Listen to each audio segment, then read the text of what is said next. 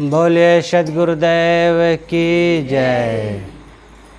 परम पूज्य साहेब जी, सम्माननीय भक्त सज्जनों, श्रद्धा मूर्ति माताओं, बहनों, प्रिय भाइयों, आप सबके बीच में एक भजन प्रस्तुत है। सब धरती कागज करूं, लेखन सब बन राय, सात समुंदर मस करूं, गुरु गुण लिखा न जाए। जीवन है अनमोल, दिन दिन भजन करो। जीवन है अनमोल, दिन दिन भजन करो। जीवन है अनमोल, दिन दिन भजन करो। जीवन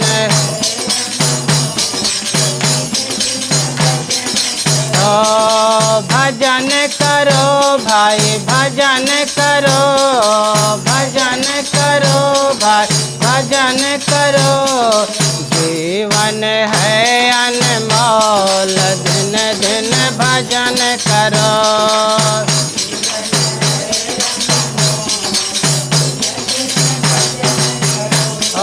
जब चूनर का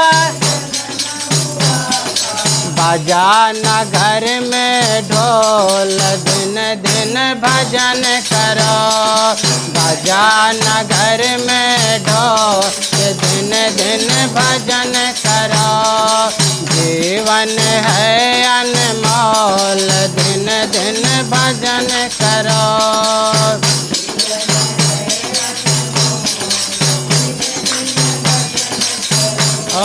या चूनर मोहि प्यारी लगत है, या चूनर मोहि करते मस्त किलोल, दिन दिन भजन करो। करते मस्त किलोल, दिन दिन भजन करो। जीवन है अनमोल, दिन दिन भजन करो।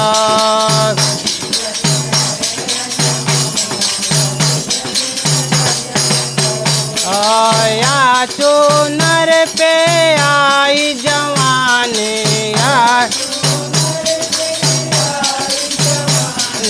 या चूनर पे आई जवानी, या चूनर पे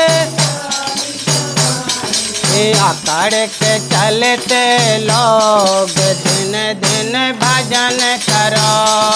अकड़ के चलते लोग, दिन दिन भजन करो। जीवन है अनमोल, दिन दिन भजन करो भाई, भजन करो, भजन करो भाई। जीवन है अनमोल, दिन दिन भजन करो।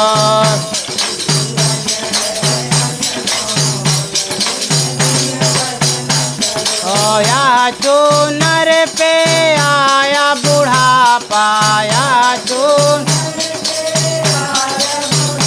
पाया चूनर पे आया बुढ़ापा।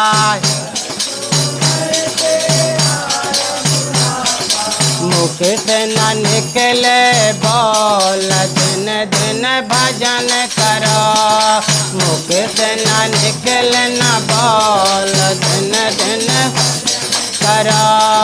जीवन है अनमोल, दिन दिन भजन करो।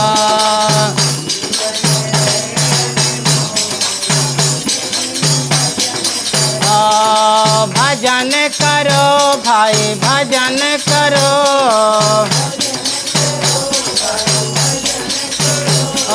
जीवन है अनमोल, दिन दिन भजन करो।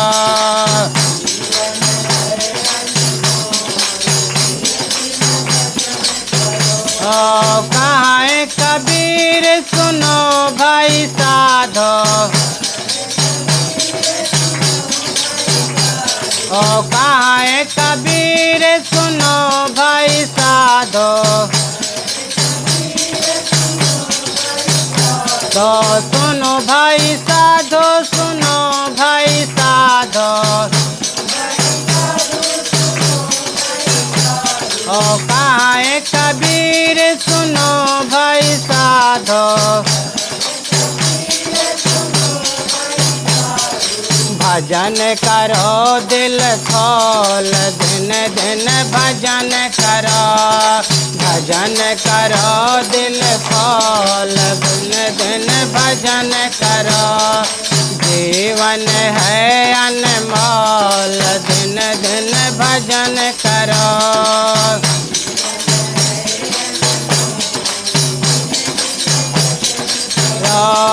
भजन करो भाई भजन करो,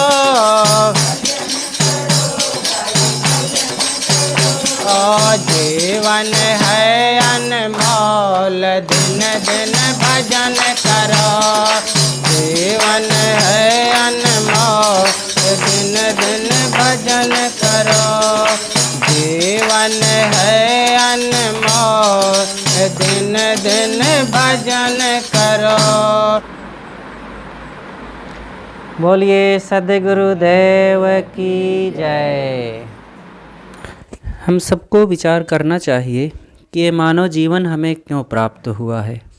मानव जीवन कल्याण के लिए मिलता है, और नहीं तो पेट भरने के लिए और भोगों को भोगने के लिए और बाल बच्चों को पैदा करके पालने पोसने के लिए तो पशु पक्षी कीड़ा मकोड़ा ही काफ़ी है। वो भी तो यही सब कर लेते हैं और बड़े अच्छे ढंग से कर लेते हैं। मनुष्य कई बार नहीं समझ पाता, उससे कई चूक भी हो जाती। पशु पक्षी का अपना एक रूटेशन है, वो बढ़िया से सब कर लेते हैं।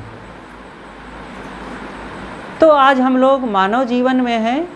मानव जीवन को पा करके आत्म कल्याण की दिशा में आगे बढ़ना चाहिए, और आत्म कल्याण का काम करने के लिए सद्गुरु और संतों का सहारा बहुत ज़रूरी है।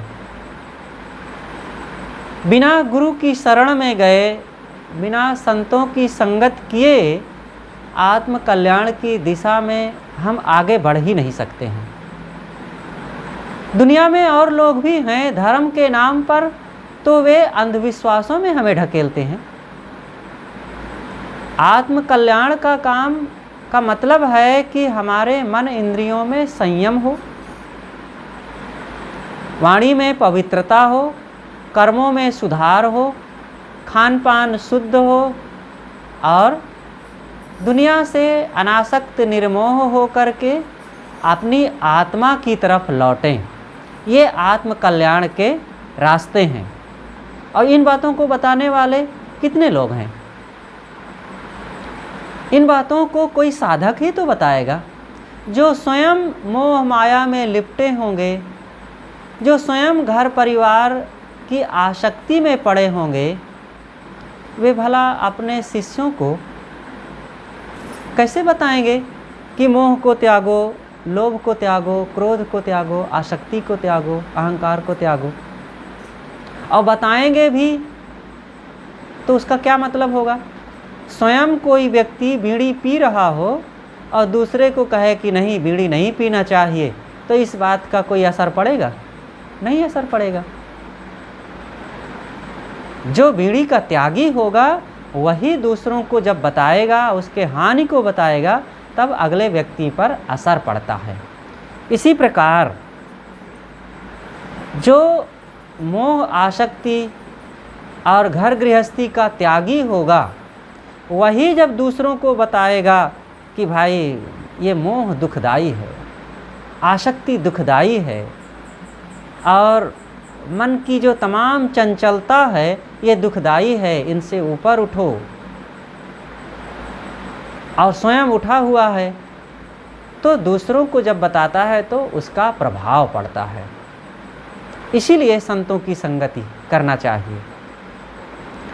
तो संतों की संगति में आकर के हमें आत्मज्ञान की शिक्षा प्राप्त करना चाहिए। कुछ लोग कहते हैं कि दीक्षा तो ले लिए, संतों के पास चले गए, संतों से जुड़ गए, भक्त भी हो गए, लेकिन थोड़े दिनों में कुछ घर में हानि हो गई।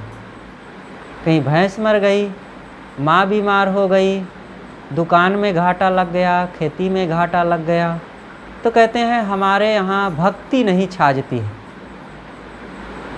हमारे यहाँ गुरु संतों की सेवा करना शोभा नहीं देता, अशुभ होता है।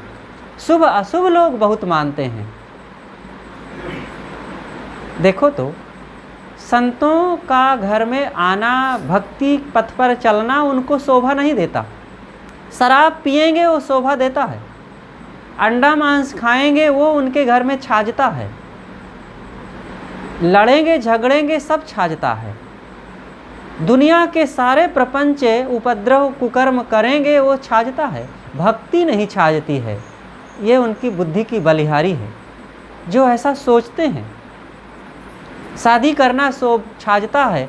कोई नहीं कहता है कि शादी किए थे, देखो अब वो छूट गई शादी, अब हम बच्चों की शादी ही नहीं करेंगे, हमारे यहाँ शादी करना नहीं छाजता है। कभी देखे हो किसी के घर में ऐसा? एक शादी छूट गई दूसरी शादी कर लेंगे, और एक जन की छूट गई दूसरी करेंगे, किसी और की छूट गई घर में फिर दूसरी करेंगे। कई बार ऐसा होता है, घर में कई लोगों की डबल डबल शादी किए, लेकिन कोई नहीं कभी एक जुबान चूं किया कि शादी करना हमारे घर में नहीं छाजता है, नहीं शोभता है, अब हम अपने बाल बच्चों की शादी नहीं करेंगे, कभी नहीं कहते। बाल बच्चे पैदा होते हैं, कई बार बच्चे ख़त्म हो जाते हैं, फिर पैदा करते हैं, कोई नहीं कहता है हमारे घर में बच्चे नहीं छाजते हैं। दुकान में घाटा लग जाता है, फिर दुकान करते हैं, दूसरी दुकान करते हैं, कोई नहीं कहता है दुकान में घाटा लग जाता है, दुकान करना हमारे यहाँ नहीं छाजता है। तो भक्ति करना क्यों नहीं छाजता है? ये हमारे मन की कमजोरी है। हम मन से भ्रमित हैं, किसी के कहा सुनी में पड़ गए और बस भटक गए। इसलिए सदैव मजबूत मन वाले ही साधना करते हैं, भक्ति पथ पर चलते हैं, चाहे साधु हो चाहे भक्त हो। अगर मजबूत मन वाले नहीं हैं तो वे ना साधना कर पाएंगे ना भक्ति पथ पर चल पाएंगे। इसलिए खूब मजबूत बनो। और यहाँ साधना साधु की शिक्षा नहीं देनी है, भक्ति पथ की बात है कि भक्तों को कैसे भक्ति पथ पर मजबूती से आजीवन चलते रहना चाहिए। उसके लिए कुछ जो तमाम हानिकारक तत्व हैं उनसे बचने की ज़रूरत है। भूत प्रेत, जादू टोना, मंत्र तंत्र, शकुन अपशकुन, ग्रह लग्न मुहूर्त, ये सब केवल अंधविश्वास है, कुछ होता ही नहीं है इनमें। भूत प्रेत होते तो सबको दिखते, गाय घोड़े गधे बंदर पक्षी चींटी दीमक कीड़ा मकोड़ा मच्छर मक्खी ये होते हैं, सबको दिखते हैं। अब भूत प्रेत क्यों नहीं दिखते हैं सबको? किसी को दिखें किसी को ना दिखें, ऐसा कैसे हो सकता है? इसलिए ये सब बकवास है, इन चीज़ों में कभी विश्वास नहीं करना। मिट्टी पत्थर पूज करके सुख पा जाओगे, दुख दूर हो जाएगा, इन बातों पर कभी विश्वास नहीं करना। पूजने की जगह में पूजा करो, जहाँ पूजना चाहिए वहाँ लोग पूजते नहीं हैं, जहाँ देवी देवता मानना चाहिए उनको देवी देवता नहीं मानते हैं। कैसी विचित्र बात है। पूजने की जगह है जहाँ से ज्ञान मिले, विचार मिले, प्रेम मिले, सेवा मिले, सत्कार मिले, सुविधा मिले और शांति जहाँ से मिले, ऐसे माता पिता गुरु संतों को पूजना चाहिए। वहाँ जाएंगे नहीं, उनकी सेवा करेंगे नहीं, उनकी पूजा करेंगे नहीं, पूजेंगे जड़ को, मिट्टी को पूजेंगे, पत्थर को पूजेंगे, पेड़ पौधा को पूजेंगे, गोबर का गणेश बना के उसको पूज लेंगे। अगर गणेश भगवान आज आ जाएं तो इन गोबर को पूजने वाले गोबर का गणेश बना के पूजने वालों पर वो मुकदमा दायर कर देंगे कि तुम हमारी अकल पशु की टट्टी की बना रहे हो। इतना हमारा अपमान। आपकी शकल कोई गोबर की बनाए के घर में रखे तो आपको कैसे लगेगा? अच्छा लगेगा। और जिसको पूज रहे हो भगवान मान करके, उसकी शकल आप गोबर की बना के रखें, बड़ा विचित्र है। ये धर्म भी कैसा है भारतवर्ष का हमारे। ये हमारे बुद्धि का शोषण है। पंडित बाबा आते हैं तो वो कहते हैं कि यहाँ फूल चढ़ाओ, यहाँ 20 आना चढ़ाओ, यहाँ मत्था टेको, यहाँ हाथ जोड़ो, और फिर गोबर का गणेश बना के रखेंगे। कहें यहाँ भी इतना चढ़ाओ, यहाँ भी हाथ जोड़ो, यहाँ भी मत्था टेको। तो आप बस मूक बन करके मत्था टेकते जाते हैं। तब वो जान लेता है जैसे गोबर के पूजा कर रहा है ना, वैसे इसकी बुद्धि भी गोबर की ही है। वो टेस्ट करता है कि आपके अंदर कितनी क्षमता है सोचने विचारने की। और फिर जब जान लिया कि बस इसकी भी बुद्धि ऐसे है तो ठीक है, पुजवाओ, इससे ऐसे करवाना है ताकि ये कुछ सोच ना सके, विचार ना कर सके, और इनसे हम इनकी यजमानी इन पर करते रहें और इनसे रुपए पैसे मान सम्मान प्राप्त करते रहें। ठीक है, कोई हमें मार्गदर्शन कर रहा हो, जीवन जीने का रास्ता दिखा रहा हो, तो उसकी पूजा सम्मान करना, घर आवे तो उनका आदर सम्मान करना तो अच्छी बात है। लेकिन जो हमें भटकावे, ज्ञान के सही रास्ते से दूर करके अज्ञान की तरफ ढकेल दे, ऐसे लोगों से बच के रहना चाहिए। अंधविश्वासों से दूर रहें, गलत खान पान से दूर रहें।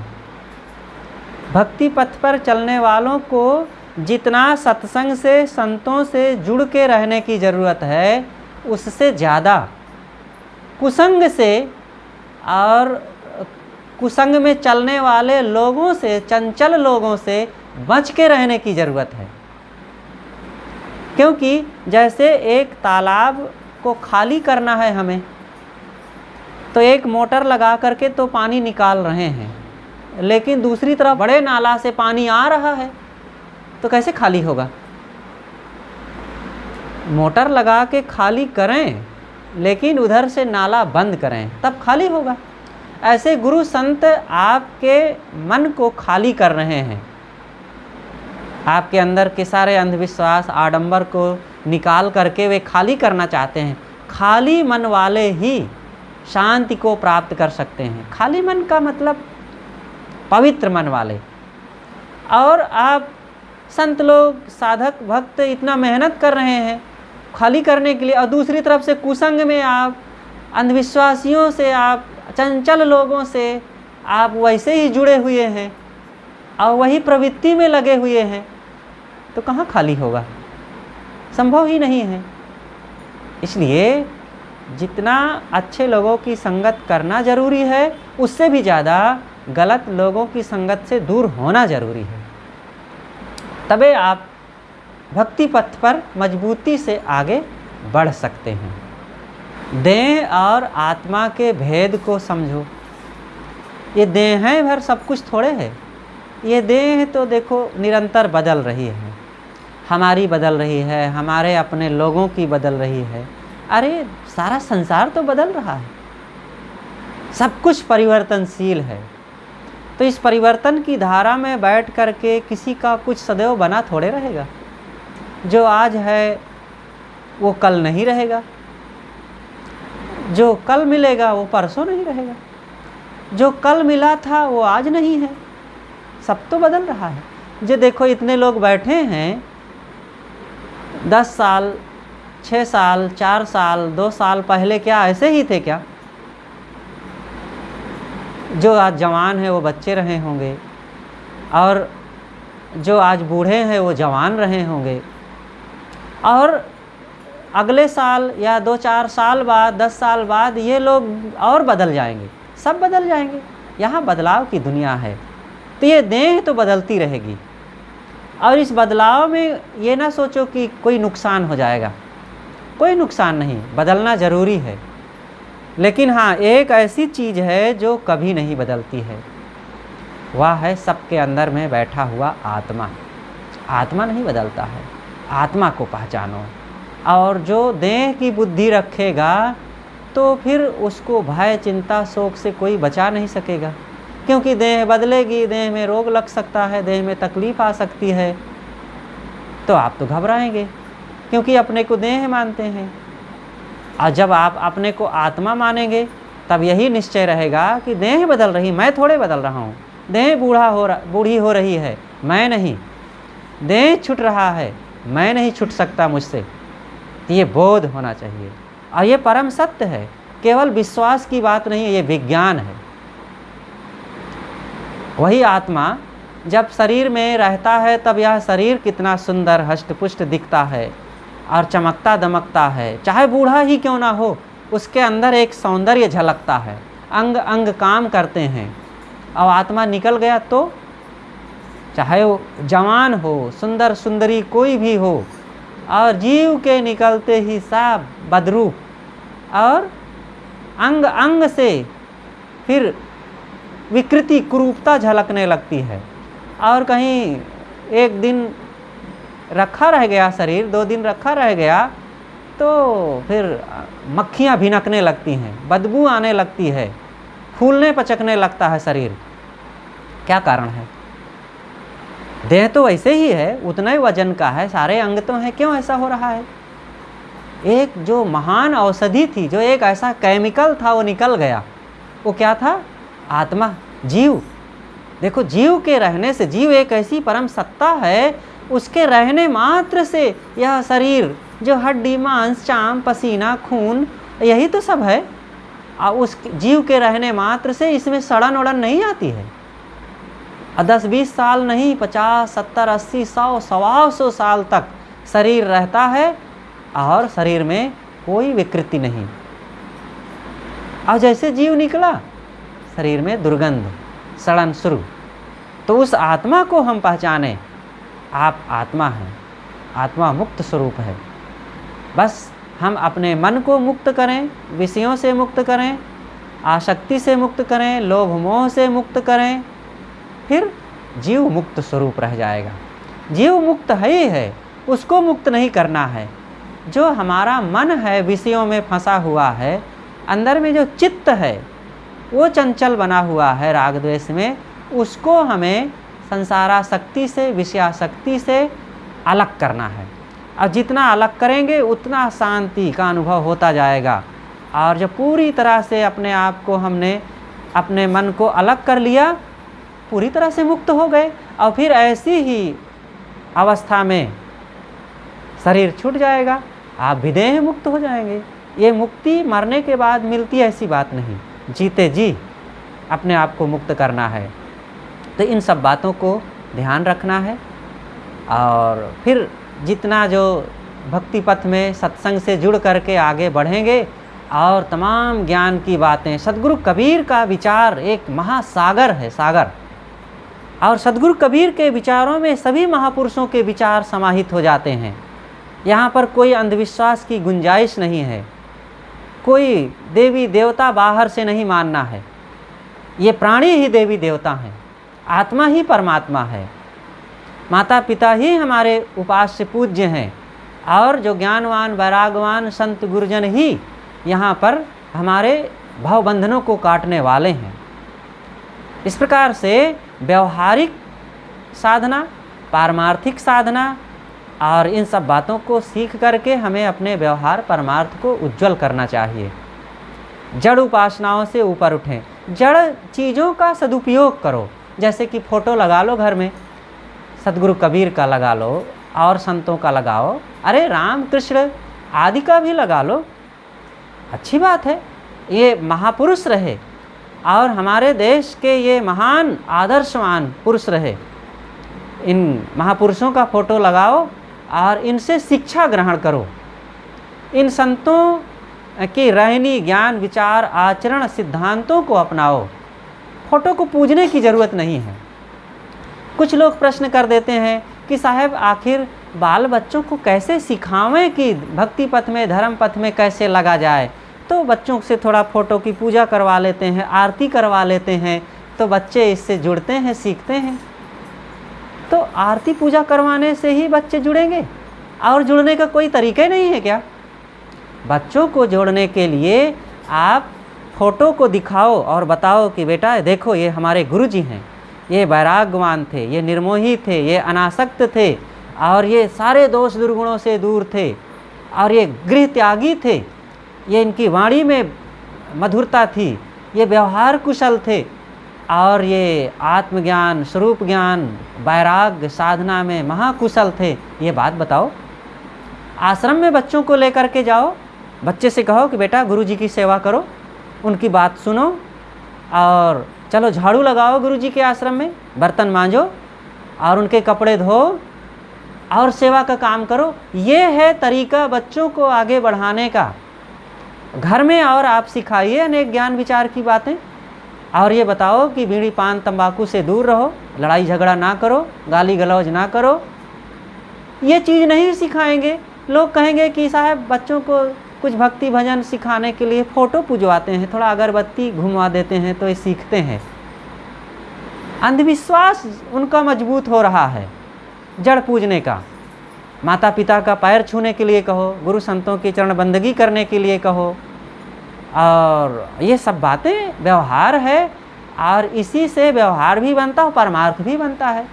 तो इस तरीके से बच्चों को भी संस्कार दिया जाता है। आप लोग भी भक्ति पथ में लगें और अपने आत्म कल्याण की दिशा में आगे बढ़ें। अपनी बातें मैं यहीं पर अब समाप्त करता हूँ।